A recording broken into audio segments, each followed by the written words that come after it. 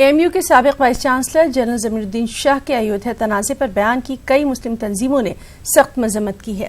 ضمیر الدین شاہ نے کیس کا فیصلہ مسلمانوں کے حق میں آنے کے بعد بھی متنازع اراضی کو ہندوؤں کو تحفے میں دینے کی بات کہی تھی۔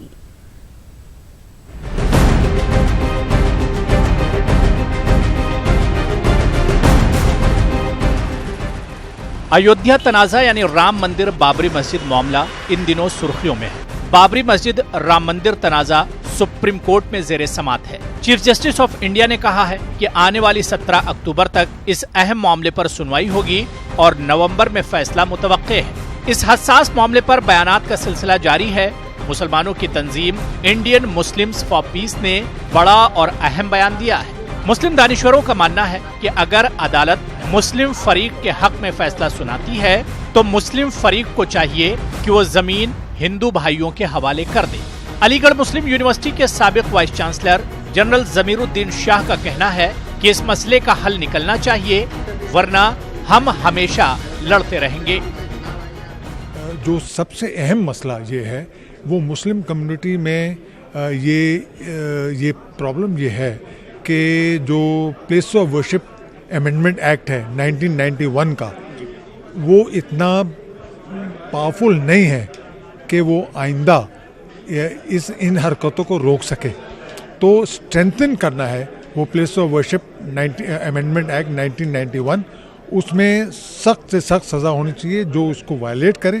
یہ ہمارا مسئلہ ہے۔ امید ہم کبھی ہارے نہیں ہیں، ٹھیک ہے۔ ہمارا یہ بس یہی لاسٹ ڈچ اٹیمپٹ تھا کورٹ ورڈکٹ سے پہلے کہ پورا ملک جو ہے پریشر ڈالے دونوں پارٹیز میں اور کہے کہ آؤٹ آف کورٹ سیٹلمنٹ کر لو، کیونکہ اس میں ہار کسی کی نہیں ہوگی۔ دوسری جانب انڈین مسلم فار پیس تنظیم کے اس بیان پر مسلمانوں کا ملا جلا رد عمل سامنے آ رہا ہے۔ تمام کے تمام لوگ ملت فروش لوگ، ملت کے ضمیر کو بیچنے والے لوگ مدھستہ کی بات کر رہے ہیں۔ مدھستہ کس سے کرنے جا رہے ہیں؟ کوئی بتائے؟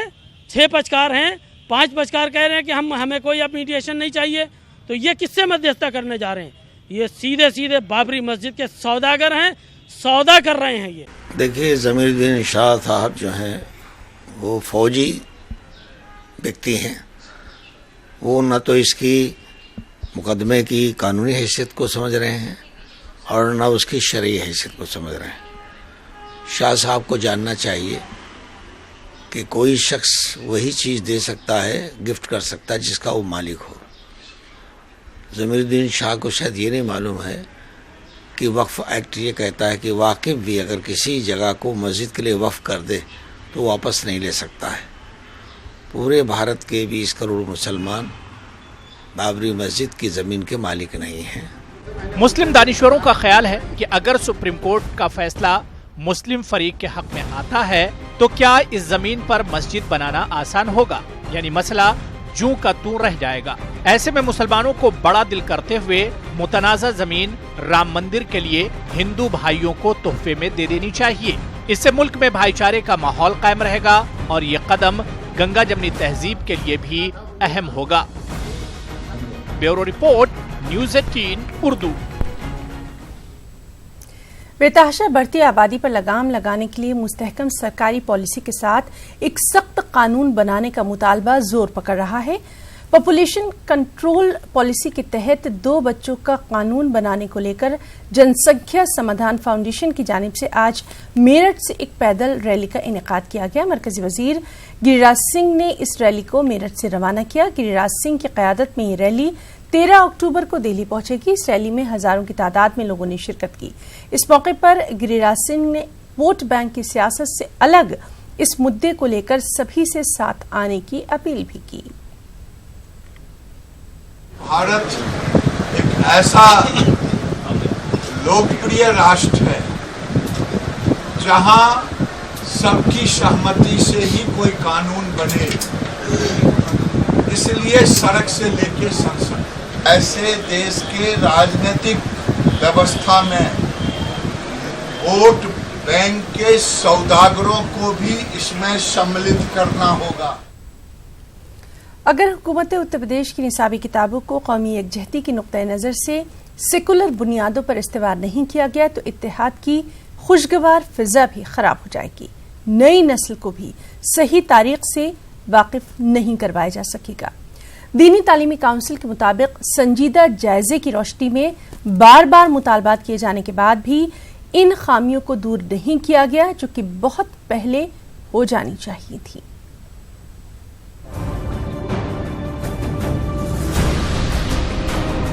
اتر پردیش میں ابتدائی درجات کی سرکاری درسی کتابوں اور کچھ غیر درسی کتابوں میں تاریخ کو مسخ کرنے، حقائق کو غلط طرح سے پیش کرنے اور غلط مواد کو شامل کرنے کی شکایت دینی تعلیمی کونسل ایک زمانے سے کرتی آ رہی ہے، لیکن 3 مرتبہ تحریری طور پر جائزہ پیش کرنے کے بعد بھی کوئی اصلاحی قدم سرکاری سطح پر نہیں اٹھایا گیا. اور ایسا صرف موجودہ حکومت میں ہی نہیں ہوا ہے بلکہ سابقہ حکومتوں نے بھی اس ضمن میں کچھ نہیں کیا. سمجھتے ہیں کہ جو مستند اور اوتھینٹک تاریخ ہے اس کو تو ظاہر سی بات ہے نہیں بدلا جا سکتا اور نہ کوئی اپنی من گڑت تاریخ ایجاد کر سکتا ہے. اس لیے جو صحیح تاریخ ہے، جو اوتھینٹک تاریخ ہے، اسی کو سلیبس میں نصاب میں رکھنا چاہیے. اور سلیبس میں کوئی بھی تبدیلی کے لیے جو بھی ایجوکیشن سے ریلیٹڈ جتنی بھی کنسرنڈ لوگ ہیں، ہم سمجھتے ہیں ان سب کی رائے لی جانی بھی ضروری ہے، جس سے کہ کسی کے دل و دماغ میں شک و شبہ نہ پیدا ہو. یہ مطالبات مسلسل کیے گئے اور ان کا مقصد تاریخ و نصاب کو جمہوری قدروں پر استوار کر کے سچائی کو سامنے لانا اور لوگوں میں محبت اور اتحاد کو قائم کرنا تھا. لیکن دینی تعلیمی کونسل کے محدود ہوتے وسائل اور ریاستی سرکاروں کی مسلسل عدم توجہی نے منظرنامے کو تبدیل ہی نہیں ہونے دیا. نصاب میں اور ہماری جو ہسٹری ہے اس میں RSS کا وہ ذکر نہیں ہے جو وہ چاہتے ہیں، جو تذکرہ وہ چاہتے ہیں وہ ہے نہیں اس میں. تو ظاہر سی بات ہے وہ چاہیں گے کہ بھئی اس کو تبدیل کیا جائے. اور تاریخ ہمیشہ ریاست کے انڈر میں لکھی جاتی، گورنمنٹ کے انڈر میں لکھی جاتی. میں سمجھتا ہوں کہ حکومتوں کو اس جانب توجہ دینا چاہیے کہ تعلیمی نصاب کے یا تاریخ کے تبدیل کر دینے سے پورے ملک کا نقصان ہے، آنے والی نسلوں کا نقصان ہے، اور وہ نقصان ایسا ہے جس کی بھرپائی مشکل ترین. دینی تعلیمی کونسل کی جانب سے تحریری طور پر پیش کیے گئے جائزے کے مطابق کئی درسی کتابوں میں مسلم حکمرانوں، پیغمبروں کے تعلق سے غلط حوالے پیش کیے گئے ہیں. ساتھ ہی کچھ غیر درسی کتابوں میں بھی ایسا مواد شامل کیا گیا جو کہ قابل اعتراض ہے اور جسے پڑھنے کے بعد لگتا ہے کہ ایک منصوبہ بند سازش کے تحت ہی اسلام مخالف ذہنوں نے یہ کام کیا ہے. نیوز 18 اردو کے لیے لکھنؤ سے طارق قمر کی رپورٹ. حادثات میں ہر روز درجنوں ہلاکتیں ہوتی ہیں. ان میں ایسے جنازے بھی ہوتے ہیں جن کی شناخت نہ ہو پانے کی وجہ سے یہ لاوارث رہ جاتے ہیں. پوسٹ مارٹم کے بعد مسلمان کے جنازے کو آخری رسم ادائیگی کے لیے مقامی قبرستان انتظامیہ کے سپرد کر دیا جاتا ہے، لیکن پوسٹ مارٹم کے بعد پوسٹ مارٹم ہاؤس سے لے کر قبرستان تک لانے میں برتی جانے والی لاپرواہی اور پھر تدفین کے اہتمام میں ہونے والے خرچ کو لے کر حکومت کی رسم ادائیگی اب مقامی قبرستان انتظامیہ کمیٹی کے لیے پریشانی کا سبب بنتی جا رہی ہے. ایک رپورٹ.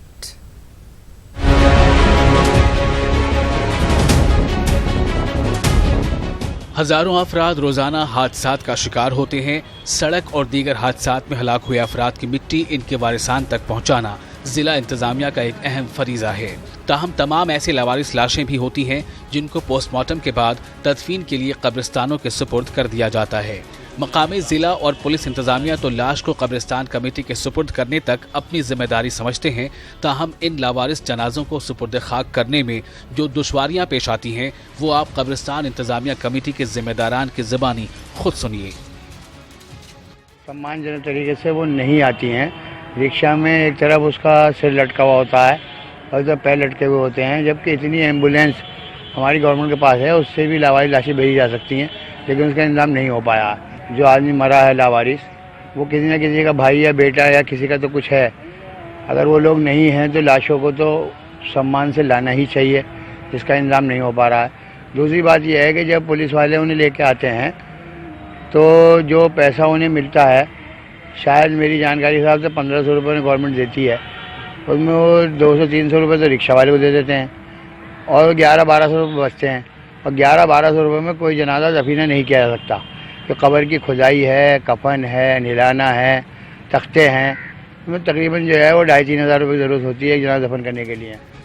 قبرستان انتظامیہ کمیٹی کے ذمہ داران کے مطابق لاوارث لاشوں کے پوسٹ مارٹم ہاؤس سے لے کر قبرستان پہنچانے تک کے مرحلے میں برتی جانے والی لاپرواہی قبرستان انتظامیہ کے لیے بڑی پریشانی کا سبب بن جاتی ہیں۔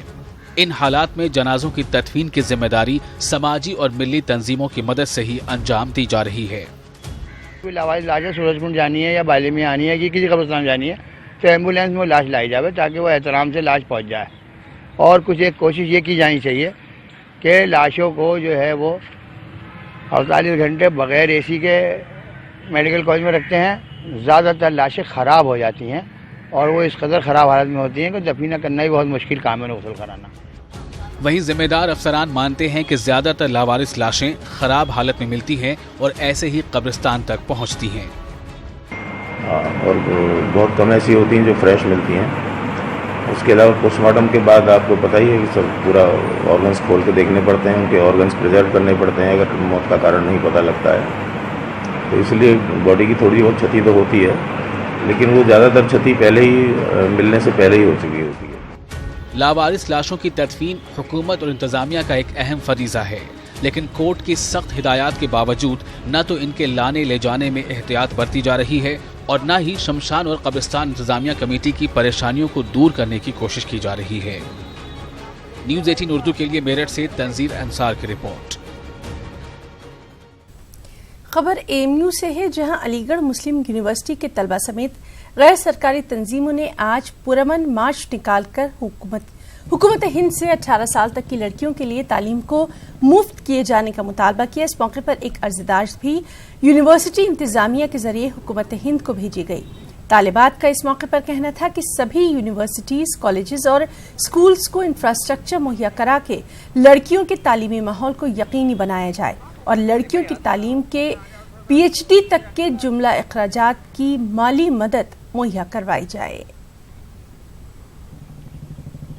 RTE کی رپورٹ ہے، سینسس کی 2018 کی رپورٹ ہے، اس میں دیکھا گیا ہے کہ جو گرلز کا جو ڈراپ آؤٹ ریٹ ہے وہ بہت زیادہ ہے۔ پلیز جو فری اور کمپلسری ایجوکیشن ہے، جو primary education class 14 years of age تک دیا تھا، وہ ایٹ لیسٹ 18 ایئرس تک ہو جائے تاکہ جو گرلز ہیں وہ اپنی سیکنڈری اور ہائر ایجوکیشن کمپلیٹ کر سکیں۔ گرلز ایجوکیشن آج کل مسلم کمیونٹی میں بہت زیادہ کم ہوتی جا رہی ہے، نہیں ہے کیونکہ انمپلائمنٹ بہت زیادہ ہے اور چائلڈ لیبر کی جو بھی گرلز ہیں وہ چائلڈ لیبر کے لیے یوز کی جا رہی ہے۔ تو ہمارا ایک یہی انیشیٹو ہے، کیلاش سر کا ایک انیشیٹو تھا جس کو ہم آگے لے کے چل رہے ہیں کہ girls education is very important, it is free up to 18 years اور یہ کوئی پروٹیسٹ نہیں ہے، یہ ایک پیسفل مارچ ہے ٹو سے آؤٹ لاؤڈ کہ کتنا امپورٹنٹ ہے کہ گرلز کو پڑھانا چاہیے، ایجوکیٹ کرنا چاہیے۔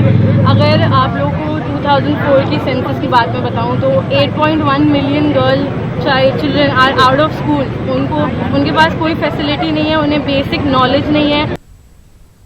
ضلع جھانسی میں پولیس کے ذریعے پشپیندر یادو فرضی انکاؤنٹر پر مسلسل سوال اٹھ رہے ہیں۔ آج عام آدمی پارٹی ضلع علی گڑھ کے کارکنوں نے کلیکٹریٹ پر مظاہرہ کرتے ہوئے UP کے گورنر کے نام ایک عرضداشت ضلع مجسٹریٹ کے سپرد کی۔ عرضداشت میں صوبے میں قتل و غارت گیری، عصمت دری کے مسلسل بڑھتے واقعات پر تشویش کا اظہار کیا گیا۔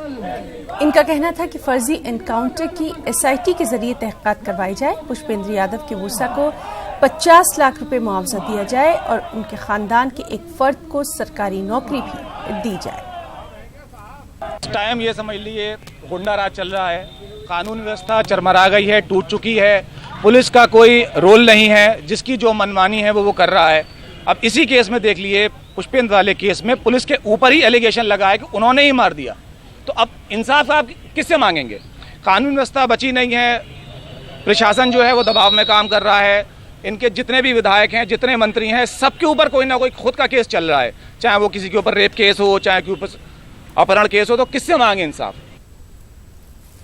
مغربی بنگال میں RSS کارکن کی بیوی اور بیٹے کے قتل کے سلسلے میں آج علی گڑھ راشٹریہ وادی وچار منچ سمیت متعدد ہندووادی تنظیموں کے کارکنوں نے خاموش احتجاج کیا۔ ان تنظیموں نے مغربی بنگال حکومت کو برخاست کرنے کا مطالبہ کیا۔ راشٹروادی وچار منچ کے ذمہ داران کا کہنا تھا کہ مغربی بنگال میں عرصہ دراز سے ہندوؤں اور بالخصوص RSS اور BJP کے کارکنوں کو نشانہ بنایا جاتا رہا ہے۔ اب وقت آ گیا ہے کہ مغربی بنگال حکومت کو فوری برخاست کرتے ہوئے صدر راج قائم کیا جائے۔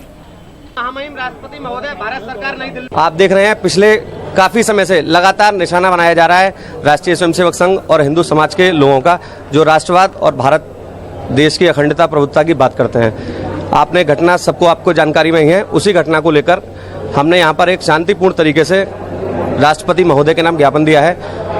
بنگال سے ممتا سرکار تتکال پربھاؤ سے ہٹائی جائے، وہاں راشٹرپتی شاسن لاگو کیا جائے۔ ابھی حال ہی میں وہاں ایک ٹیچر کی جو ہتیا ہوئی ہے، جس کو لے کے پورے بنگال میں ماحول بہت گرم ہے، تو آج ایک جاپن دیا گیا راشٹرپتی صاحب کو کہ پچھم بنگال کی سرکار کو ترنت برخاست کیا جائے۔ اس طرح کا وہ راجنیتک دوش کے چکر میں ہندوؤں کا لگاتار دمن کیا جا رہا ہے، لگاتار وہاں ہتیائیں کی جا رہی ہیں، چن چن کر ہندوتو کی راجنیتی کرتے ہیں ان کی لگاتار چن چن کر ہتیائیں کی جا رہی ہیں، تو ان سب کو روکنے کے لیے ترنت وہاں راشٹرپتی شاسن لگانے کی مانگ کی ہے جاپن کے دوارا۔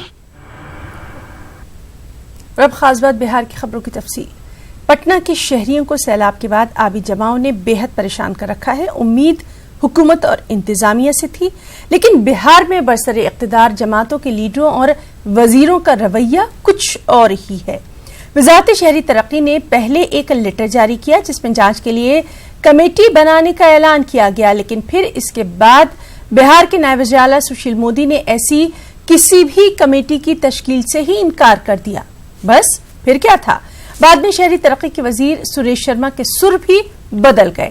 قریب ایک ہفتے کی مصیبت اور پریشانیوں کے بعد پانی کا بھراؤ تو رفتہ رفتہ کم ہو رہا ہے، لیکن سیاست کا کھیل اور سیاسی ناٹک ختم ہوتا نظر نہیں آ رہا۔ ناظرین، سرزمین بہار نے اردو کو جو اہم ترین شاعر دیے ہیں ان میں ایک بڑا نام مرحوم کلیم عاجز کا بھی ہے۔ آج ان کا یوم پیدائش ہے اور اس موقع پر پیش ہے کلیم عاجز کی حیات و خدمات پر ہماری یہ خاص رپورٹ۔ آداب۔ دامن پہ کوئی چھینٹ نہ خنجر پہ کوئی داغ، تم قتل کرو ہو کہ کرامات کرو ہو۔ کلیم عاجز بہار کے موضع تیلہاڑا میں پیدا ہوئے، جو نالندہ ضلع کا ایک چھوٹا سا گاؤں ہے اور جس میں زمانہ قدیم میں بدھ مت کے راہب رہا کرتے تھے۔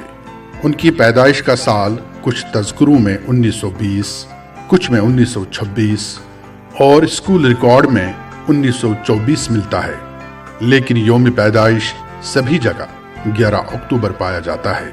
کلیم الدین کی ابتدائی تعلیم ان کے نانا مولوی سید ضمیر الدین کے مکتب میں ہوئی۔ کم عمر میں شعر کہنے لگے اور 11-12 سال میں پہلی غزل کہتے ہی عاجز تخلص اختیار کر کے کلیم عاجز ہو گئے۔ پٹنہ مسلم ہائی اسکول سے میٹرک کرنے کے 2 سال بعد ان کی شادی ہو گئی۔ 1944 میں پٹنہ منتقل ہو گئے۔ 1946 کے ہولناک فسادات میں ان کی والدہ، بہن اور 22 دوسرے رشتہ داروں کی جانیں چلی گئی۔ کلیم عاجز کا وجود ہل کر رہ گیا، لیکن انسانیت اور مذہبی رواداری کا جو مزاج انہوں نے پایا تھا اسے یہ سانحے بھی متاثر نہ کر سکے۔ شاعری نے ان کے مضطرب ذہن کو پناہ دی اور 1949 میں پہلی بار پٹنہ میں ایک مشاعرہ پڑا۔ ان کا کلام پسند کیا گیا اور باہر کے مشاعروں میں بھی انہیں بلایا جانے لگا۔ 1954 میں انہوں نے تعلیم کا سلسلہ دوبارہ شروع کیا۔ انٹرمیڈیٹ کا پرائیویٹ امتحان دینے کے بعد پٹنہ یونیورسٹی میں اردو میں BA آنرز اور MA کر کے گولڈ میڈل حاصل کیا۔ PhD کے لیے اپنا مقالہ بہار میں اردو ادب کا ارتقاء کے موضوع پر لکھا، جو کتابی شکل میں بھی شائع ہوا۔ اس کے بعد کلیم عاجز پٹنہ یونیورسٹی کے ہی شعبہ اردو میں لیکچرر ہو گئے اور پروفیسر کی حیثیت سے سبکدوش ہوئے۔ حکومت بہار نے انہیں اردو ایڈوائزری کمپنی کا صدر مقرر کیا اور تادم حیات اسی عہدے پر رہے۔ کلیم عاجز کا پہلا مجموعہ وہ جو اردو کا سبب ہوا 1976 میں چھپا، جس کی تقریب رونمائی صدر جمہوریہ ہند فخر الدین علی احمد کے ہاتھوں وگیان بھون میں ہوئی۔ اس کے بعد کئی شعری مجموعے شائع ہوئے، جن میں جب فصل بہاراں آئی تھی फिर ऐसा नजारा नहीं होगा और कूचे जाना जाना शामिल हैं। अभी सुन लो मुझसे के उन्वान से उन्होंने आप बीती भी तहरीर की। दुनिया भर में उन्होंने मुशायरों में शिरकत की और उर्दू शायरी का चिराग जलाए रखा। 14 फरवरी 1915 को झारखंड के हजारीबाग में उन्होंने आखिरी सांस ली। नमाज जनाजा पटना के गांधी मैदान में अदा हुई और उसी गांव तेल्हाड़ा में दफन हुए जहां पैदा हुए थे।